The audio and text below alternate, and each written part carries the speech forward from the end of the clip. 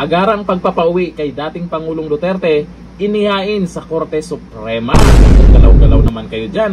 Kasi ngayon, bali-balita, may warrant daw itong si Senator Bato de la Rosa at hindi natin alam kung totoo o hindi yan ha. Uulitin ba nila yung ginawa nila kay Tatay Digong, yung pamamaraan nila? Kaya dito sa urgent motion para makauwi agad-agad itong si dating Pangulong Duterte ay sana magkaroon tayo ng magandang balita. Sana bago magpasko no? Kasi naalala ko na itong nakaraan, may isang kilalang vlogger na nag-post. Ang sabi niya sa post niya ay meron daw uuwi ng Davao City para magpasko. Sino kaya yun? At meron daw nagpasa ng mga ebidensya tungkol dito sa nangyayari sa Pilipinas na may mga ganyan-ganyan daw nangyayari noon doon sa ginawa kay dating Pangulong Duterte. Sana ay alam ng ICC kung anong nangyari na ngayon sa Pilipinas at kung bakit napunta dyan sa kanila si Tatay Digong. Kaya ito, panoorin po natin ang video kung anong update po dyan sa inihain po nilang motion sa korte at gagalaw na ba ang korte tungkol dyan. Ito, panoorin po natin sa Net25. Kayo po ay nag-file na ng urgent motion no, sa Korte Suprema para desisyon na no, kasi medyo may katagalan na no, March 11 pa hinatid po si dating Pangulong Rodrigo Duterte sa daig, and then I think a few days after naghain na po talaga ng petisyon sa Korte Suprema para makabalik. Ano na po ang ano po nagputyok sa inyo na mag-file itong urgent petition? Alam naman po natin ang bagal po talaga ng hustisya po dito sa ating bansa. Talaga? Ay, nako. Actually, Pat, March 12, namin final yung petition for habeas corpus.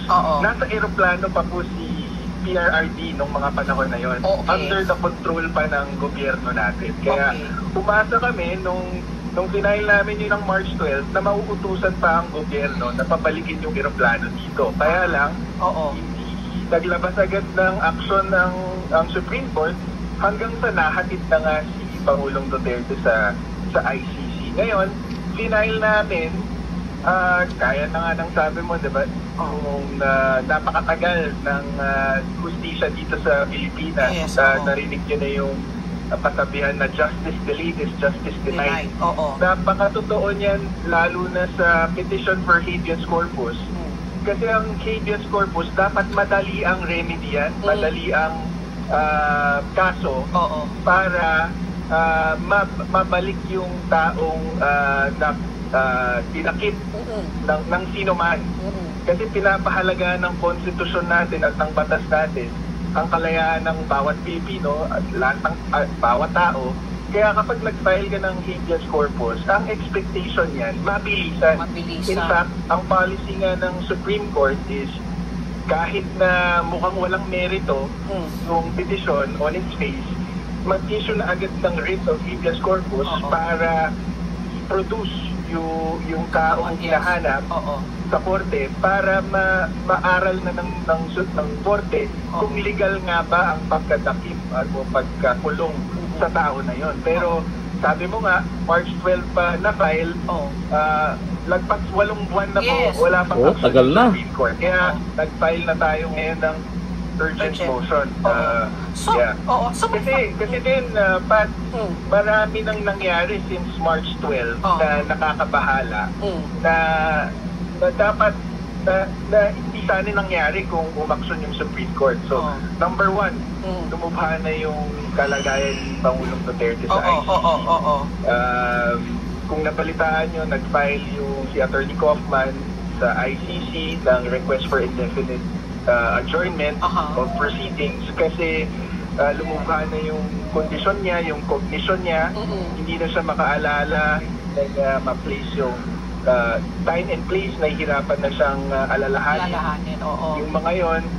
So hindi na siya fit to stand trial. So sabi natin sa urgent motion, kung umaksyon lang kayo noon, sana hindi nangyari ito. Pero meron pa tayong pagkakataon ngayon na umaksyon ng Supreme Court, pauwiin nyo para magamot siya ng mga doktor niyang tumitingin sa kanya for so many years dito sa Pilipinas. O kaya naman, para natin ma-experience yung national embarrassment na yung Pangulo nating minahal sa foreign custody. Diba? Tapos Pangalawang nangyari na hindi inaasahan, yung mga tao na responsable sa pagkadakip niya at sa paglipat sa kanya sa ICC, ginantimpalaan ng mga posisyon sa gobyerno, Ombudsman Remulla, naging PNP chief si General Torre, si Marcos Lacanilao na naghatid sa kanya mismo sa ICC, naging LTO chief na ngayon.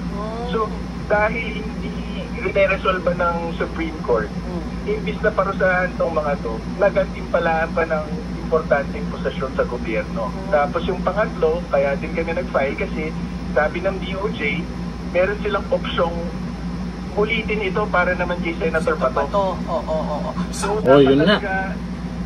Yun nga, sana naman wag nilang ulitin yan kay Senator Bato de la Rosa. Wala namang problema kung merong kaso si Senator Bato de la Rosa, pero idaan po nila dito sa korte natin. Idaan nila sa batas natin. Kasi kung may ginawa man silang hindi o labag sa batas, pananagutin talaga nila. Hindi naman natin kinakampihan ang mga taong may nagawa na mali.